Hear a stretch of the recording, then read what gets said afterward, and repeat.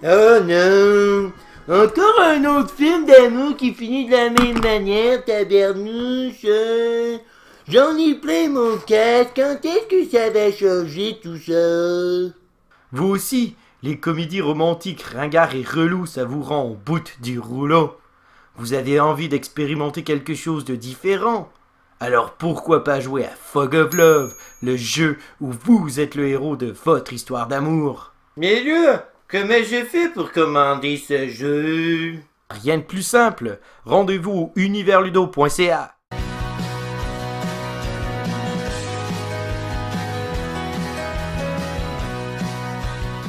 Alors, Fog of Love est le suggestion de la semaine chez Univers Ludo.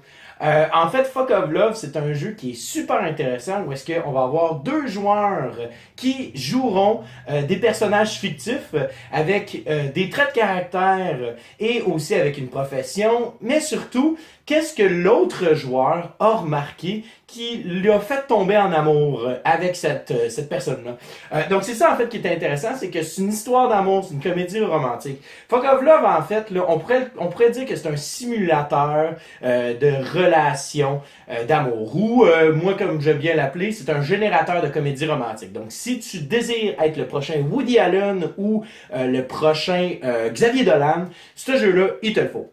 Et c'est un jeu qui est vraiment, vraiment simple parce que c'est basé, en fait, sur des cartes. Et sur chaque carte, en fait, on a un choix. D'accord? Ça va nous donner une situation. Donc, on fait juste lire la situation à voix haute et on explique un petit peu. Donc, il y a un petit peu d'improvisation qui est là-dedans.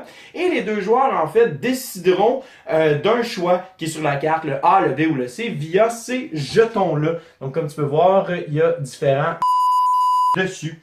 Et en fait, les choix qu'on va faire vont dépendre de nos traits de caractère, mais aussi vont dépendre de qu'est-ce qu'on voit sur le plateau. Parce qu'en fait, c'est ça qui est intéressant, c'est le principe de est-ce que je vais selon mes traits de caractère ou je considère l'autre joueur aussi selon qu'est-ce que la personne a mis sur le plateau.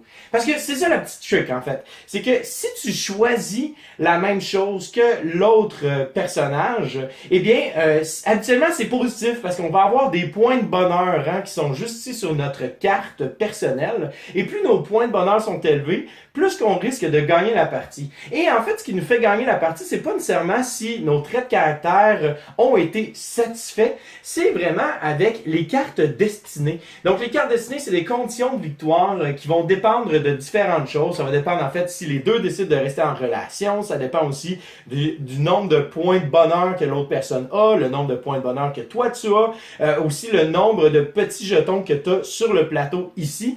C'est vraiment un jeu qui est super intéressant dans sa dynamique, dans sa proposition. Faut être conscient de l'autre joueur, faut voir qu'est-ce que l'autre joueur fait, et aussi c'est un jeu qui est quand même rapide. Puis c'est vraiment le moment révélateur de la partie est en fin de partie où est-ce qu'on montre nos traits de caractère et là on a une histoire qui se crée, une histoire d'amour un peu à la Woody Allen qui se crée devant nous et on est capable de pouvoir raconter ça. Donc il y a un moment de partage très intéressant entre les joueurs. Alors voilà, c'est la suggestion de la semaine d'Univers Ludo. Mon nom est Vincent et je te souhaite à toi et tes amis un bon jouage.